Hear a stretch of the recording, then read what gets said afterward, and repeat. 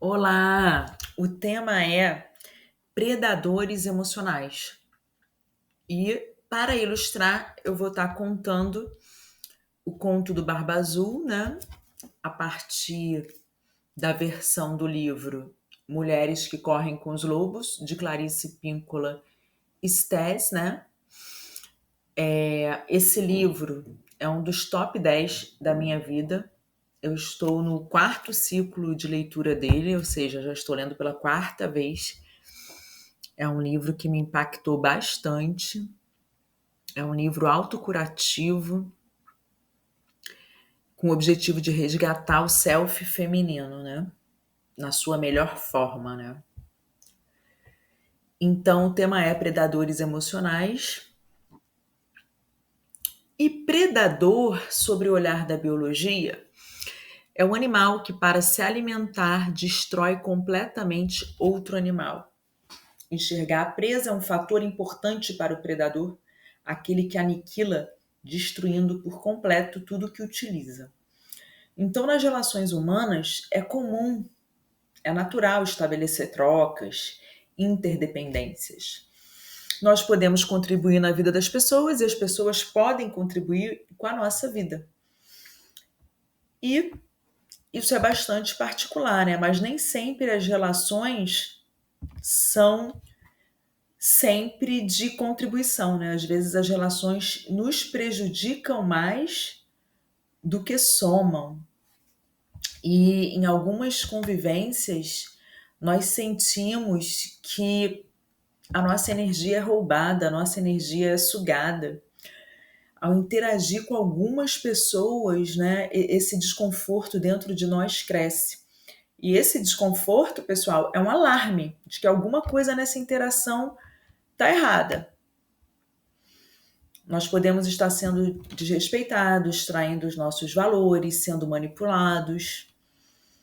E às vezes a gente, para ser aceito, né, para ter uma relação, custe o que custar, nós acabamos ficando tolerantes à dor, a sofrimento, né, para ter um pouquinho ali de coisa, para ter uma validação social, para ter uma aceitação. Então, assim, muito se tem falado nas redes sociais sobre narcisistas, né? Pessoas que dependem de suprimento, né? Precisam se apoiar nos outros, precisam ter controle e aí desqualificam, fazem uma série de ações que fazem a pessoa se sentir mal, né? Não dá para diagnosticar facilmente, só quem pode diagnosticar um narcisista são especialistas, né? Mas, em geral, as pessoas que simulam, manipulam, mentem para conquistar e depois jogam seu lixo emocional, né, na vítima, são pessoas tóxicas, né? Muitas vezes têm um papel social aceitável, né? São ótimos para a família, são ótimos no trabalho, mas na vida íntima, com a esposa, com os filhos, é perverso, né? Não é uma pessoa tão legal assim como parece na sociedade. Então, é importante, né, nós identificarmos. A autora ela fala do predador interno, né, que são nossos próprios pensamentos, essa tendência de autossabotagem. Então, assim, é importante estar identificando para a gente salvar nossa própria pele, nossa própria vida, né? E o predador, ele vai penetrar nos vazios emocionais, né? É a chave fechadura. Uma mulher que está plena na sua saúde emocional, chegou num nível de maturidade emocional, ela vai conseguir perceber que relações não são boas para ela e ela vai conseguir sair antes de estar muito envolvida. Então, o predador ele penetra nos vazios emocionais, na inabilidade de autocontentamento, né, de estar bem consigo, de lidar com os próprios desafios da vida, da necessidade do prazer imediato, uma ansiedade de ser cuidada. E a autora fala o seguinte: exige nossa conscientização e contenção imediatas. Esse é o predador natural, né? Então, nós temos que estar atentas, né? Conscientes. Então, geralmente é assim: confundiu, doeu, é um bebezão problemático. Nem Freud explica, né, o problema do cidadão atravessa a nossa vida. Isso vai nos adoecer, isso vai te adoecer certamente, né? Então, muitas vezes as propostas são sedutoras, mas não passam de propostas, né? São personalidades que se sentem bem em manipular, mentir, como se isso provasse alguma superioridade, né? A cada conquista ou a cada manipulação, essa pessoa se sente superior, se sente bem, né? Eu penso que assim, não é necessário a gente gastar muito tempo e energia tentando entender todo esse complexo conjunto de comportamentos perversos e desonestos, sabe? A questão é eu perguntar, né? Uma vez que eu identifiquei todos esses desconfortos, né? Tanto tempo perdendo energia ali em algo que só magoa predominantemente, né? A questão é como posso sair, como posso mudar meus padrões. Na verdade, o problema está aqui dentro de mim, né? O trabalho é dentro, é romper com essa ingenuidade, romper com as ilusões. E a história do Barba Azul vai nos despertar quanto a esse lado sombrio da ajuda, né? O lado sombrio da gentileza, das boas ações. E nos desperta para essa necessidade de romper com a ingenuidade, nos desperta quanto à necessidade do amadurecimento emocional. Então, eu vou contar aqui a versão do livro, né? Mulheres que Correm com os Lobos, e depois pontuar os aprendizados que essa história traz de acordo com a autora, ok? Então, vamos lá para o conto. A tocaia do intruso, o princípio da iniciação, o Barba Azul. Existe uma mecha de barba que fica grudada no convento das Freiras Brancas, nas montanhas distantes. Como chegou até o convento, ninguém sabe. Uns dizem que foram as freiras que enterraram o que sobrou do seu corpo, já que ninguém mais se dispunha a nele tocar. Desconhece-se o motivo pelo qual as freiras iriam guardar uma relíquia dessa natureza. Mas é verdade. Uma amiga de uma amiga minha viu com seus próprios olhos. Ela diz que quando a sombra. Não, desculpa. Ela diz que a barba é azul, do índigo para ser exata. É tão azul quanto o gelo escuro no lago, tão azul quanto a sombra de um buraco à noite. Essa barba pertenceu um dia a alguém de quem se dizia dizer um mágico fracassado, um homem gigantesco, com uma queda pelas mulheres, um homem conhecido pelo nome de Barba Azul. Disse que ele cortejava 3 irmãs ao mesmo tempo. As moças tinham, porém, pavor de sua barba, com aquele estranho reflexo azul, e por isso se escondiam quando ele chamava. Num esforço para convencê-las de sua cordialidade, ele as convidou para um passeio na floresta. Chegou conduzindo cavalos enfeitados com sinos e fitas cor de carmim.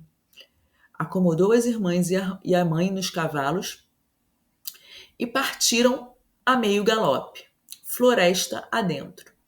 Lá passaram um dia maravilhoso, cavalgando, e seus cães corriam a seu lado e à sua frente.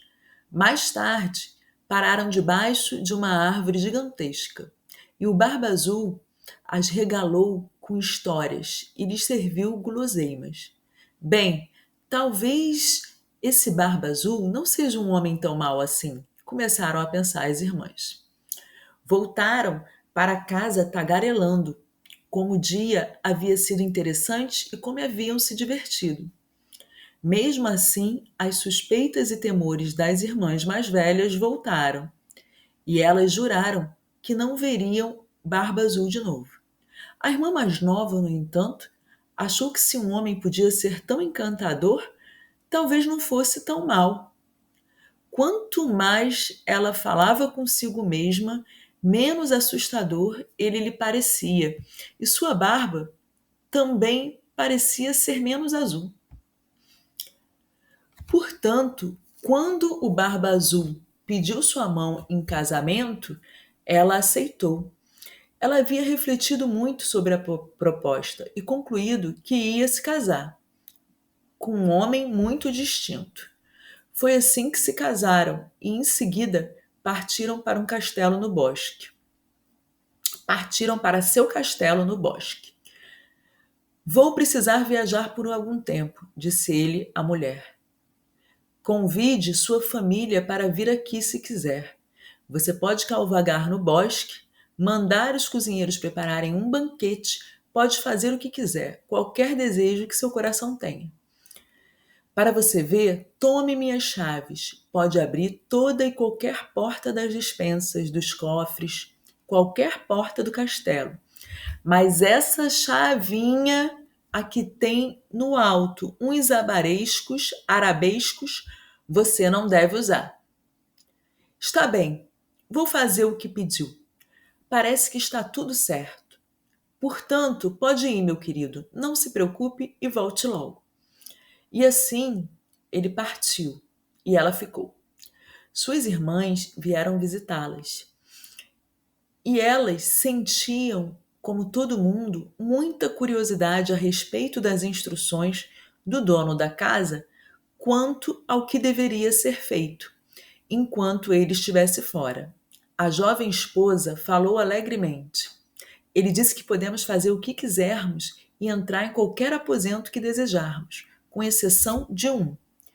Só que eu não sei qual é esse aposento. Só tem uma chave e não sei que porta ela abre. As irmãs resolveram fazer um jogo para ver se que chave servia em que porta. O castelo tinha 3 andares, com 100 portas, um em cada ala. E como havia muitas chaves no chaveiro, elas iam de porta em porta, divertindo-se imensamente ao abrir cada uma delas. Atrás de uma porta havia uma despensa para mantimentos. Atrás de outra, um depósito de dinheiro. Todos os tipos de bens estavam atrás das portas, e tudo parecia maravilhoso o tempo todo. Afinal, depois de verem todas aquelas maravilhas, elas acabaram chegando ao porão e, ao final do corredor, uma parede fechada. Ficaram intrigadas com a última chave, a que tinha um pequeno arabesco.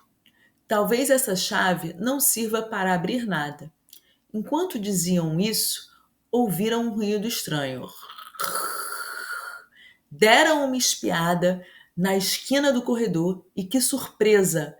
Havia uma pequena porta que acabava de se fechar. Quando tentaram abri-la, ela estava trancada. Irmã, irmã, traga sua chave, gritou uma delas. Sem dúvida, é essa a porta para aquela chavinha misteriosa. Talvez essa chave não sirva para abrir nada. Enquanto diziam isso, ouviram um ruído. Deram uma espiada na esquina do corredor e, que surpresa! Havia uma pequena porta que acabava de se fechar.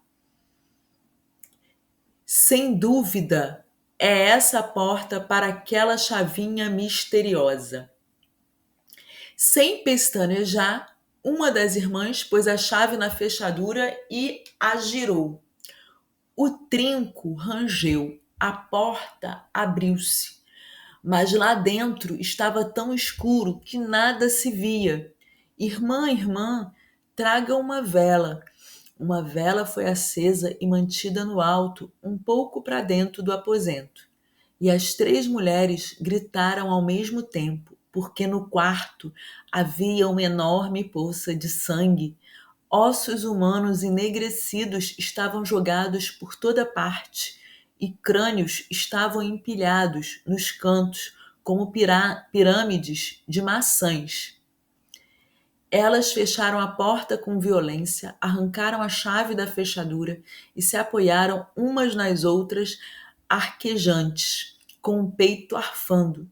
Meu Deus! Meu Deus! A esposa olhou para a chave e viu que ela estava manchada de sangue. Horrorizada, usou a saia para limpá-la, mas o sangue prevaleceu. Oh, não! Exclamou. Cada uma das irmãs apanhou a chave minúscula nas mãos e tentou fazer com que voltasse o que era antes, mas o sangue não saía. A esposa escondeu a chavinha no bolso e correu para a cozinha. Quando lá chegou, seu vestido estava manchado de vermelho, no bolso até a bainha, pois a chave vertia lentamente lágrimas de sangue vermelho escuro. Rápido, rápido, dê-me um esfregão de crina, ordenou ela à cozinheira. Esfregou a chave com vigor, mas nada conseguia deter seu sangramento. Da chave minúscula transpirava uma gota após a outra de sangue vermelho. Ela levou a chave para fora, tirou cinzas do fogão à lenha, cobriu a chave de cinzas e esfregou mais. Colocou-a no calor do fogo para cautelizá-la, pôs teia de aranha nela para estancar o fluxo, mas nada conseguia deter as lágrimas de sangue. Ai, o que vou fazer? Lamentou ela. Já sei. Vou guardar a chave, vou colocá-la no guarda-roupa e fechar a porta. Isso é um pesadelo. Tudo vai dar certo. E foi o que fez. O marido chegou de volta exatamente na manhã do dia seguinte e entrou no castelo, procurando pela esposa. Então, como foram as coisas enquanto estive fora? Tudo correu bem, senhor. Como estão minhas dispensas? Trovejou o marido. Muito bem, senhor. E como estão meus depósitos de dinheiro? Rosnou ele. Os depósitos de dinheiro também estão bem, senhor. Então, está tudo certo, esposa? Está tudo certo. Bem, sussurrou ele. Então, melhor devolver minhas chaves. Com um relancear de olhos, ele percebeu a falta de uma chave. Onde está a menorzinha? Eu a perdi. Eu a perdi. Estava passeando a cavalo, o chaveiro caiu e eu devo ter perdido uma chave. O que você fez com ela, mulher? Não me lembro. Não minta para mim. Diga-me o que fez com aquela chave. Ele tocou seu rosto como se fosse fazer um carinho, mas em vez disso, a segurou pelos cabelos. Sua traidora! Rosnou, jogando-a no chão. Você entrou naquele quarto, não entrou? Ele abriu o guarda-roupa com brutalidade e a pequena chave na prateleira de crina havia sangrado, manchando de vermelho todos os belos vestidos de seda que estavam pendurados. Chegou sua vez, minha querida, berrou ele, arrastando-a pelo corredor e pelo porão adentro até pararem diante da terrível porta. O Barba Azul apenas olhou para a porta com seus olhos enfurecidos e ela se abriu para ele. Ali jaziam os esqueletos de todas as suas esposas anteriores. Vai ser agora, rugiu ele, mas ela se agarrou ao batente da porta sem largar, implorando por clemência. Por favor, permita que eu me acalme e me prepare para a morte. Conceda-me 15 minutos antes de me tirar a vida, para que eu possa me reconciliar com Deus. Está bem, rosnou ele. Você tem seus 15 minutos, mas prepare-se. A esposa correu escada acima até seus aposentos e determinou que suas irmãs fossem para as muradas do castelo. Ajoelhou-se para rezar, mas em vez de rezar, gritou para as irmãs: Irmãs, irmãs, vocês estão vendo a chegada dos nossos irmãos? Não vemos nada na planície nua. A cada instante ela gritava para as muradas: Irmãs, irmãs, estão vendo nossos irmãos chegando? Vemos um redemoinho, talvez um redemoinho de areia bem longe. Enquanto isso, o Barba Azul esbravejava para que sua esposa descesse até o porão para ser decapitada. Irmãs, irmãs, estão vendo nossos irmãos chegando? Gritou ela mais uma vez. O Barba Azul berrou novamente pela esposa e veio subindo a escada de pedra com passos pesados. Estamos vendo nossos irmãos, exclamaram as irmãs. Eles estão aqui e acabam de entrar no castelo. O Barba Azul vinha pelo corredor na direção dos aposentos da esposa. Vim apanhá-la, gritou ele. Suas passadas eram pesadas, as pedras do piso se soltavam, a areia de argamassa caía esfarinhando no chão. No instante em que o Barba Azul entrou nos aposentos com as mãos esticadas para agarrá-la, seus irmãos chegaram galopando pelo corredor do castelo, ainda montados, entrando assim no quarto. Ali eles encurralaram o Barba Azul, fazendo com que saísse até a balaustrada, e ali mesmo, com suas espadas, avançaram contra ele, golpeando e cortando, fustigando e retalhando, até derrubá-lo ao chão, matando ao final e deixando para os abutres o que sobrou dele.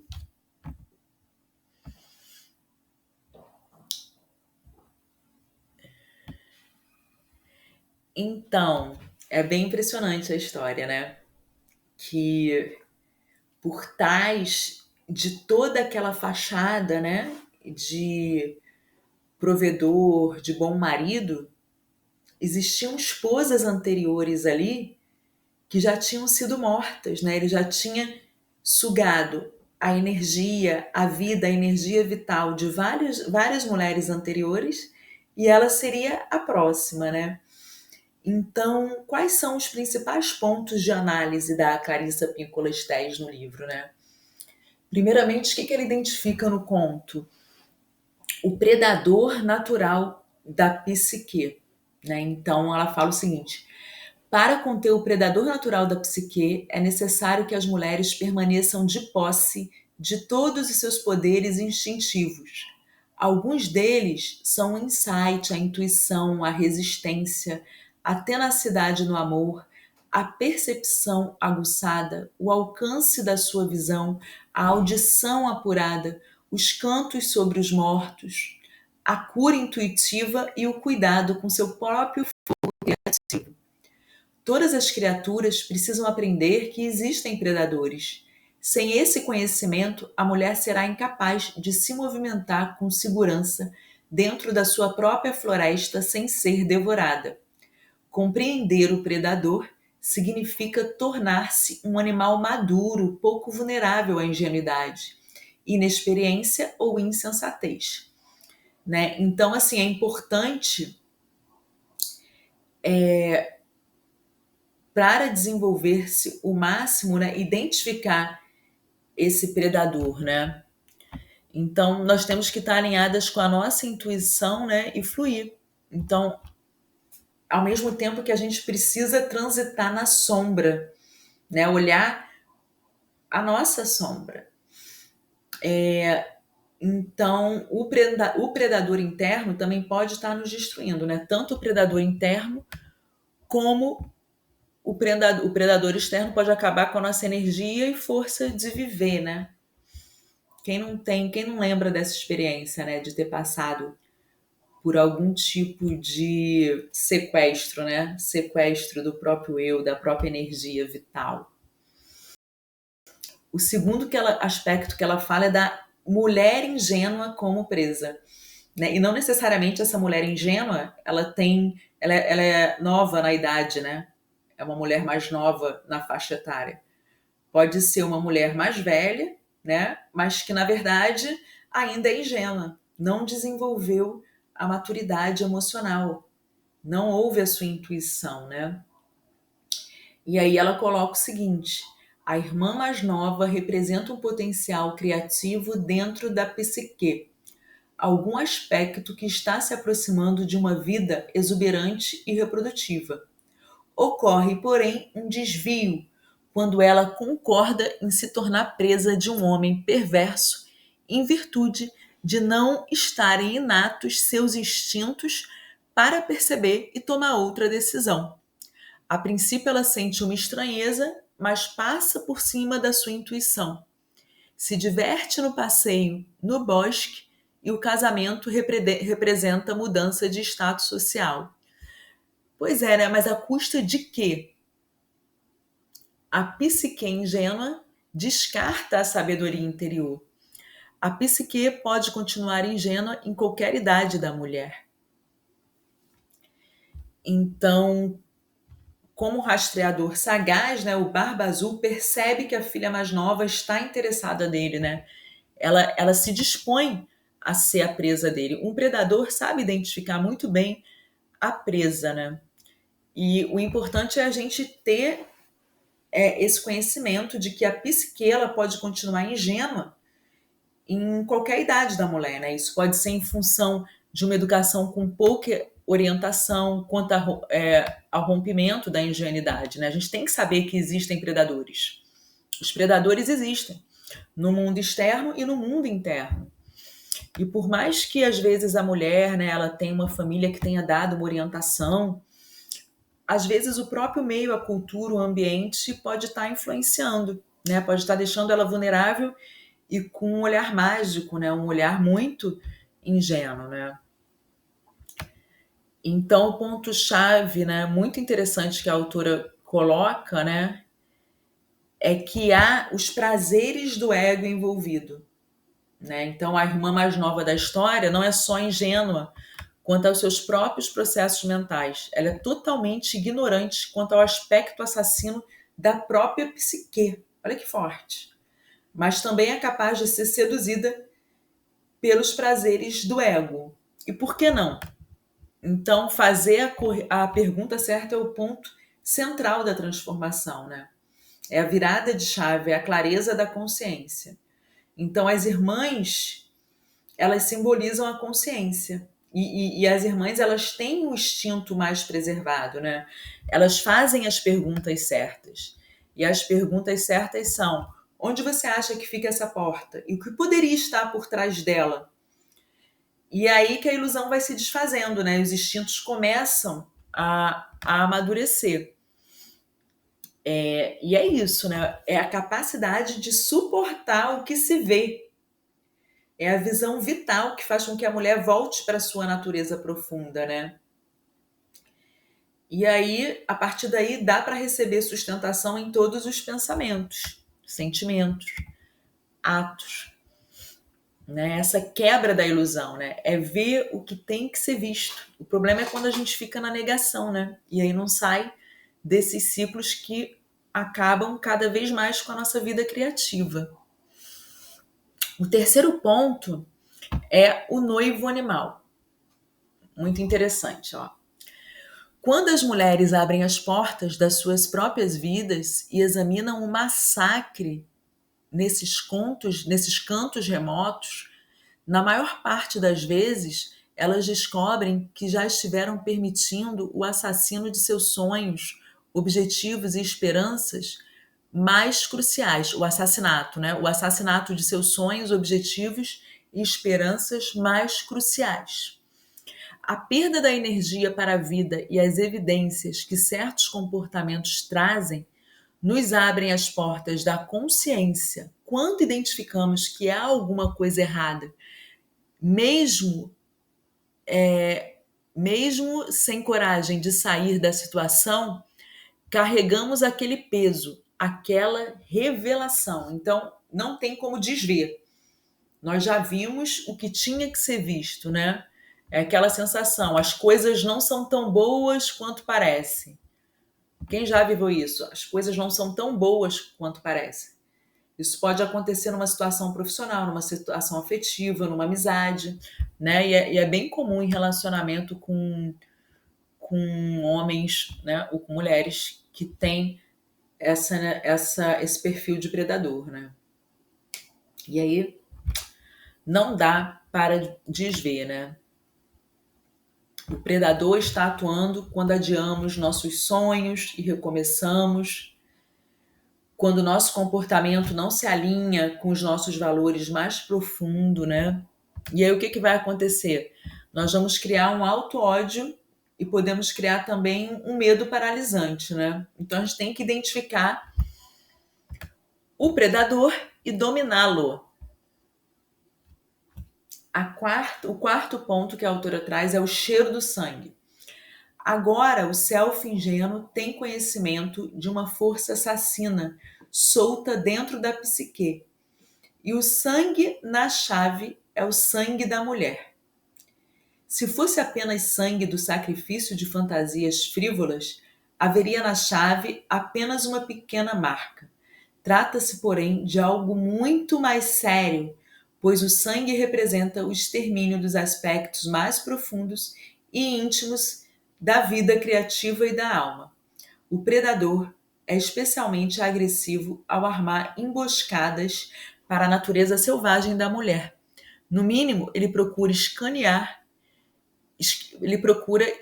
escarnecer da ligação da mulher com seus insights, suas inspirações, sua persistência e tudo mais. E no máximo, ele tenta romper essa ligação, né? Então, assim, tem que ter muita coragem, né, para passar por esse processo de identificar e entender como que o predador extermina o que há de melhor na vítima, né? Então a gente não pode ter medo de investigar o pior, né? Isso só garante maior poder para nossa alma, né? O sangue transbordando mancha tudo, não dá mais para esconder, né? Então o cheiro de sangue já denuncia que alguma coisa muito séria, né, já não pode mais ser contida, que está havendo uma devastação e que isso precisa ser rompido, né? Precisa ser solucionado. O outro ponto é recuar e dar a volta. E dar a volta. Recuar e dar a volta são movimentos de um animal que se enfurna na terra para fugir e aparece de novo às costas do predador. Essa é a manobra psíquica que a esposa do Barba Azul efetua para estabelecer o domínio sobre sua própria vida. Então, nessa etapa, a ingenuidade já foi rompida. A mulher já está totalmente consciente, ela está planejando a sua rota de fuga. E é necessário reunir muita força, porque é um processo muito exaustivo, né? É muito exaustivo planejar essa fuga, né? Aquela famosa rota de fuga. Sair com segurança, consciente, né? Como dar o grito? A mulher deve ensaiar a convocação ou invocação de sua natureza combativa, do redemoinho da força do vento. O símbolo do redemoinho de areia possui uma força tal de determinação que, quando se concentra, em vez de se dispersar, confere enorme energia à mulher. Com essa atitude mais impetuosa, ela não perde a consciência nem é enterrada na companhia das outras. Ela resolve de uma vez por todas o assassinato interno das mulheres, sua perda de libido, a perda de sua paixão pela vida. Embora as perguntas chaves propiciem a abertura e a soltura exigidas para a liberação, sem os olhos das irmãs, sem o vigor dos irmãos armados de espada, ela não tem como vencer totalmente. Então, assim, é preciso ela invocar forças, né, internas para ela conseguir sair da situação. Ela tem que sair daquele modo ingênua para ir para o modo combatente, guerreira, defender sua própria vida, né? Ela resolve de uma vez por todas o assassinato interno das mulheres. E muitas vezes, nessas situações reais, as mulheres também precisam dar o grito, precisam pedir ajuda, né? Seja de especialista, seja de amigos, para sair dessas situações. Sozinha não dá. Então é necessário realmente força, combate nesse momento, né? Tem uma hora que é deixar de ser boazinha. O sétimo ponto que ela fala é os devoradores de pecado. Nesse sentido, é correto e válido que, para essa finalidade, retiremos energia dos elementos predatórios da nossa psique, matando-os, por assim dizer, esgotando sua força. Eles, então, podem ser devolvidos à compassiva mãe da vida, morte e vida, para serem transformados e recriados num estado menos beligerante. Beligerante é característica do que se encontra em guerra, que se está ou permanece em luta, nações beligerantes, né? Então, esses elementos predatórios da nossa própria psique, eles precisam ser destruídos, transmutados em luz, né? E é eu enxergar o que na minha sombra está atraindo o predador, está atraindo esse tipo de energia, né? Lá no início ela fala, né, desse atalho para o paraíso. Querer resolver uma situação rápida, querer prazer imediato. Isso é o ego, né? Não, essa barba não é tão azul assim.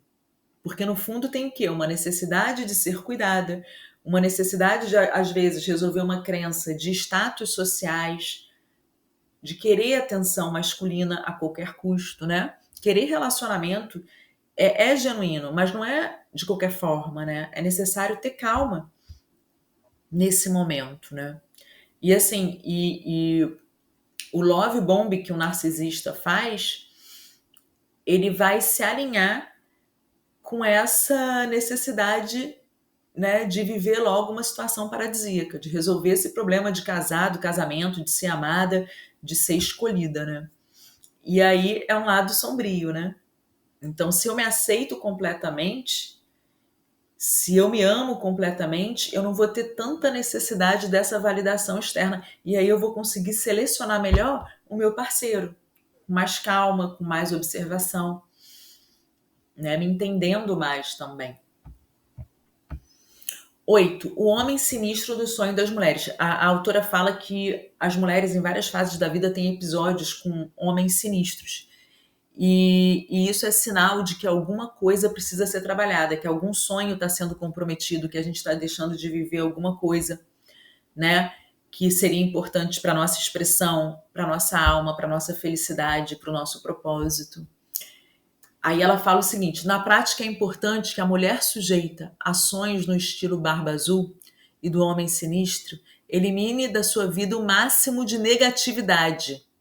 É necessário, às vezes, limitar ou rarear certos relacionamentos, pois se uma mulher é cercada externamente por pessoas que se opõem à sua vida profunda ou que são descuidados com ela, seu predador interior disso se alimenta, desenvolvendo mais força dentro de sua psique e sendo mais agressivo com ela.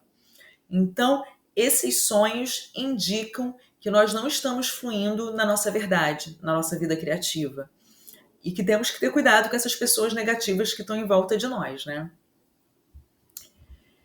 É por isso que as mulheres jazem como cadáveres e esqueletos no subterrâneo do castelo do Barba Azul. Elas descobriram a armadilha, porém tarde demais. A consciência é a saída da caixa, é a saída da tortura. É o caminho que leva para longe do homem sinistro. E as mulheres têm o direito de lutar com unhas e dentes para chegar a ele e nele se manter. É preciso resgatar, então, os nossos instintos, né? Os nossos instintos, nossa intuição, que foram danificados antes que seja tarde, né? Muitas mulheres não conseguiram sair da masmorra lá do Barba Azul, né? Ou foi hospício, ou foi morte mesmo, ou foi uma depressão, né? Então, assim, o que faz a chave parar de sangrar é a quebra da ingenuidade, é a maturidade.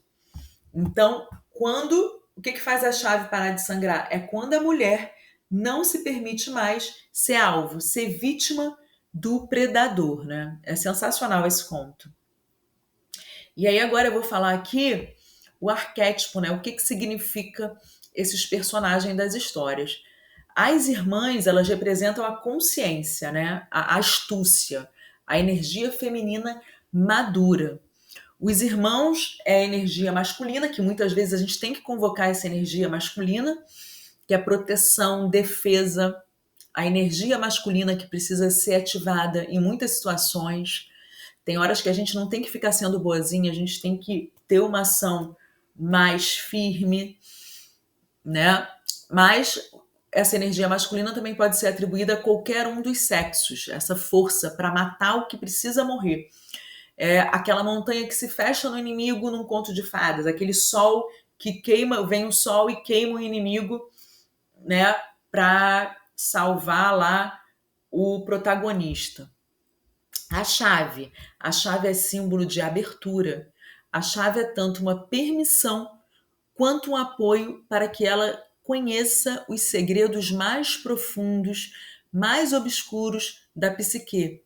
Nesse caso, né, é o que degrada, é o que destrói estupidamente o potencial de uma mulher, né? E os esqueletos? Os esqueletos, sob a ótica mais positiva, é a força indestrutível do feminino. Nosso único bem que é difícil de destruir, a nossa alma. Então, o esqueleto significa alma, né? É aquela força indestrutível que a gente tem, enquanto ainda dá tempo, né, pessoal? Então, conclusão aqui, né, do conto. O conto delineia para nós as tarefas com instruções claras. Descubra os corpos, siga os instintos, veja o que estiver vendo, reúna a energia psíquica, acabe com a energia destrutiva. Né? Então, os corpos simbolizam a vida criativa, o que tem valor, que pode ser nosso amor próprio, pode ser as coisas que são mais caras e que têm mais valor para a gente, né? O que morreu, o que está morrendo em nós, né? Ouvir, né? Então a gente tem que ouvir, validar a nossa intuição, a nossa voz interior, né? É possível sair desse ciclo, né? Mas lembrem-se, é necessário reunir forças internas muito profundas, senão o predador vem e pega a gente de volta, né? Lembrando que esse predador pode ser externo ou interno. Então é possível sair desse ciclo. Vamos eliminar, vamos transmutar esses predadores internos e externos. Ok? Vamos transmutar? Vamos nos trazer de volta para a nossa vida criativa, para o nosso propósito?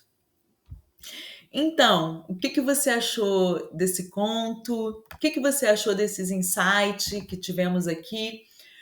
Como essa história te tocou, essas observações, né? Você se sente à vontade para compartilhar alguma experiência parecida? Você está nesse processo ou já superou algum processo desse, né? Do roubo da sua alma, do seu self. E aí, fala aqui para mim. Um grande abraço e até o próximo vídeo.